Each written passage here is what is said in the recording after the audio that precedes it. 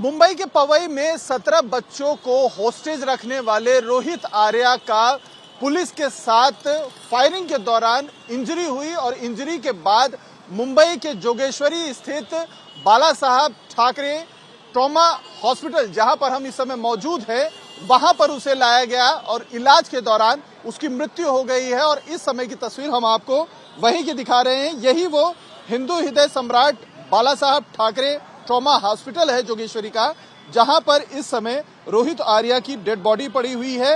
हालांकि पुलिस का ये कहना है पोस्टमार्टम रात के समय नहीं होता है, एक्सपर्ट्स के अंडर वीडियोग्राफी कराते हुए पोस्टमार्टम रोहित आर्या का कल के दिन यानी शुक्रवार के दिन जेजे हॉस्पिटल में किया जाएगा, ऐसी जानकारी मिल रही है। लेकिन इस मामले में एक नया मोड़ इसलिए भी आ गया है कि दीपक केसरकर जो महाराष्ट्र के मंत्री हैं, शिक्षा मंत्री हैं, उनकी तरफ से एक स्टेटमेंट आया है कि रोहित आर्या की तरफ से एक कॉन्सेप्ट लाया गया था, खास तौर पर महाराष्ट्र के स्कूल को स्वच्छ करने के लिए। उसी कॉन्सेप्ट के दौरान कुछ स्कूल वालों के साथ उसकी पैसे को लेकर एक लेन देन हुई थी और उस मामले की जानकारी विभाग को हुई थी, एजुकेशन डिपार्टमेंट को हुई थी, जिसके बाद ये मामला मंत्री के पास गया था। और उसी सब के दौरान ये सारी जो विवाद चल रहे थे, 2023 का ये जो पूरा मामला था, तब से रोहित आर्या का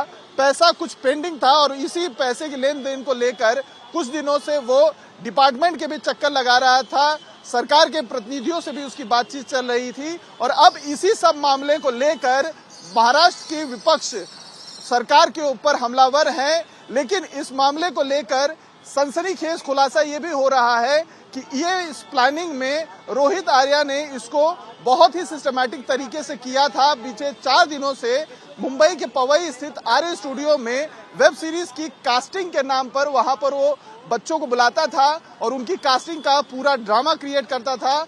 और गुरुवार की दोपहर के करीब उसने 17 बच्चों को होस्टेज किया, जिसके बाद आनन फानन में क्यूआरटी टीम को बुलाया गया।